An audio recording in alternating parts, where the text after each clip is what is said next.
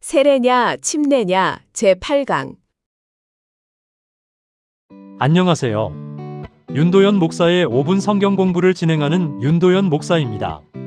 미국의 언어학자인 조지 레이코프가 쓴 코끼리는 생각하지 말라는 책은 우리의 사고가 하나의 프레임에 한 번 갇히게 되면 여간에서는 그 프레임에서 벗어나기가 쉽지 않다는 것을 잘 이야기하고 있습니다.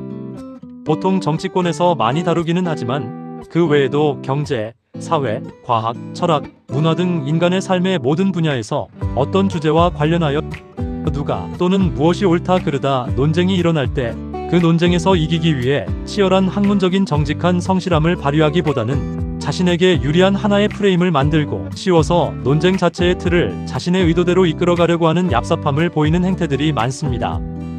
이런 경우 우리는 이를 프레임 전쟁이라고 부릅니다. 2026년의 미국의 대통령을 보십시오. 이 미국의 대통령은 자신이 미국 기독교의 수호자인 것처럼 자신을 선전합니다. 그런데 도대체 무엇을 근거로 그런 선전을 할 수 있는 것일까요? 대표적인 그 근거는 자신은 하나님의 말씀을 따라 동성애를 죄라고 믿고 반대하고 있기 때문이라는 것입니다. 이로 인해 미국에서는 동성애를 찬성하느냐 반대하느냐에 따라 한 사람이 그리스도인이냐 아니냐가 판가름이 나고 있습니다. 이 미국 대통령처럼 무자비한 전쟁과 폭력을 행사해도, 탐욕을 부리고 사치를 즐겨도, 상식을 거스르고 윤리를 파괴해도, 끝없는 범죄와 범죄에 연루가 되어도 그저 동성애만 반대하고 정죄하면 그 프레임 안에서 그는 신실한 그리스도인이라 여겨지고 있는 것입니다. 이 얼마나 한심한 작태고 비루한 현상입니까? 오늘날 인터넷상에서 볼 수 있는 수많은 세례냐 침례냐의 논쟁들을 보고 있으면 바로 떠오르는 것이 이 프레임 전쟁입니다. 거의 대부분의 동영상들과 강의들이 정직하고도 신중한 깊은 고민은 없고 그저 하나의 프레임을 씌우기 위한 가벼운 선동들로 넘쳐나는 것을 볼 수 있을 뿐입니다. 무슨 말인지 예를 하나 들어보겠습니다. 지난 강의 때 살펴보았던 베드로전서 3장 21절의 말씀을 한번 보겠습니다. 물은 예수 그리스도께서 부활하심으로 말미암아 이제 너희를 구원하는 표니 곧 세례라. 이는 육체의 더러운 것을 제하여 버림이 아니요 하나님을 향한 선한 양심의 간군이라. 사도 베드로는 이 구절에서 세례에 대한 명확한 정의를 내리는데 두 방법, 곧 부정의 방법과 긍정의 방법으로 하고 있습니다. 먼저 부정의 방법으로 사도 베드로는 세례는 육체의 더러운 것을 제하여 버리는 것이 아니다 라는 정의를 내립니다. 그렇다면 우리는 다음의 긍정의 방법으로 사도 베드로가 부정의 방법으로 내린 정의에 상반되고 대조가 되는 내용과 형식으로 정의를 내릴 것이라 기대하게 됩니다. 가령 세례는 영혼의 더러운 것을 제하여 버리는 것이다. 이와 같은 정의 말입니다. 하지만 사도 베드로는 이와 같은 단조로운 구조를 피하고 세례는 하나님을 향한 선한 양심의 간구다 라는 표현을 사용했습니다. 사실 사도 베드로는 좀 더 간단하고도 명확한 세례는 영혼의 더러운 것을 제하여 버리는 것이다. 이와 같은 정의를 내릴 수도 있었을 것이지만 아마도 당시의 초대교회가 이해하고 있는 세례의 본질적인 의미를 함께 공유하고자 했던 것 같습니다. 히브리서 10장 22절입니다. 우리가 마음의 뿌림을 받아 악한 양심으로부터 벗어나고 몸은 맑은 물로 씻음을 받았으니 참 마음과 온전한 믿음으로 하나님께 나아가자. 히브리서 기자는 세례 곧 맑은 물로 몸을 씻는 그 외형적 행위의 진정한 목적이 외형적 차원에 해당하는 몸을 씻는 것에 있는 것이 아니라 내면적 차원, 곧 그리스도인이 마음의 뿌림을 받아 악한 양심으로부터 벗어나는 것이라고 너무나도 분명하게 이야기하고 있는 것입니다.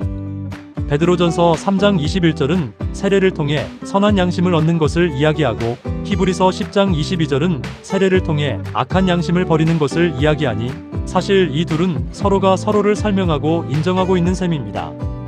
이외에도 이와 관련한 수많은 구절들이 있지만 성경은 확실히 세례 또는 침례는 맑은 물이 상징하는 예수 그리스도의 보배로운 피가 뿌려짐을 통해 그리스도인의 양심의 더러운 것, 곧 죄가 씻겨지는 것을 나타내고 있다고 거듭해서 강조하고 있습니다. 그렇기 때문에 사도들도 회심의 전도를 할 때에 너희는 세례를 받고 그리스도와 연합하라 라는 선포를 하지 않고 너희는 세례를 받고 죄 사함을 받으라 또는 너희는 세례를 받고 죄 씻음을 받으라 이와 같은 전형적인 선포를 하였던 것입니다. 사도행전 2장 38절입니다. 베드로가 이르되 너희가 회개하여 각각 예수 그리스도의 이름으로 세례를 받고 죄사함을 받으라 그리하면 성령의 선물을 받으리니.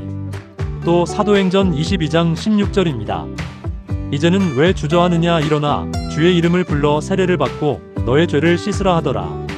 이와 같이 성경은 세례 또는 침례의 정의와 의미를 죄를 씻는 것이라고 명확하게 규정을 하고 있지만 침례교에서는 로마서 6장의 잘못된 해석으로 도출된 그리스도와 함께 장사되고 그리스도와 함께 일어남이라는 이 오류의 해석을 정당화하기 위해 하나의 애매한 프레임을 만드는데, 그것은 다름 아닌 세례 또는 침례의 성경 언어에 해당하는 헬라어 명사 밥티스마 또는 밥티스모스 그리고 동사 밥티조가 과연 담금 또는 잠김을 의미하느냐, 그렇지 않느냐의 문제로 환원시켜버립니다.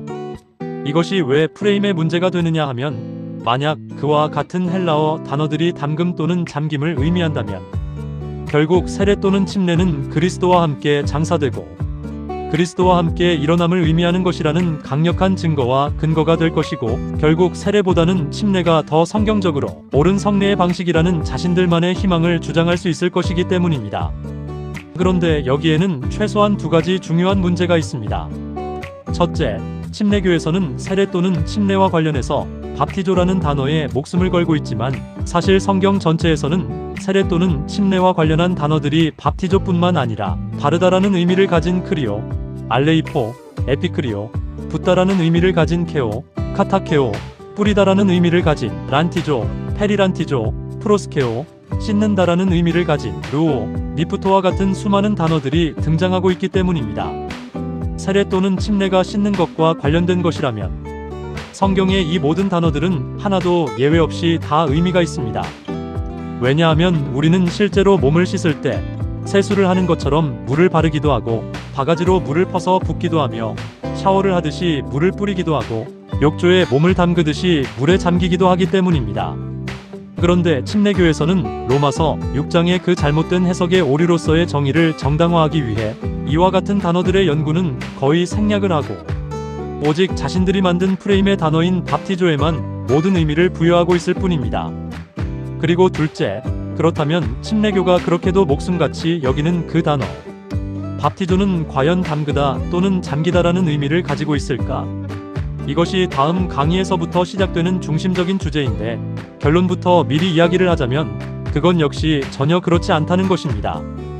이에 대해서는 다음 강의에서부터 자세히 알아보도록 하고, 이번 5분 성경 공부는 오늘날 우리가 인터넷 등에서 쉽게 볼 수 있는 대중적인 세례냐, 침례냐 의 논쟁들은 이와 같은 프레임, 전쟁의 구도 속에서 다루어진 것이 대부분이라는 안타까운 사실을 확인하면서 그만 마무리를 하도록 하겠습니다. 오늘도 좋은 하루 되십시오. 솔리 디오 글로리오.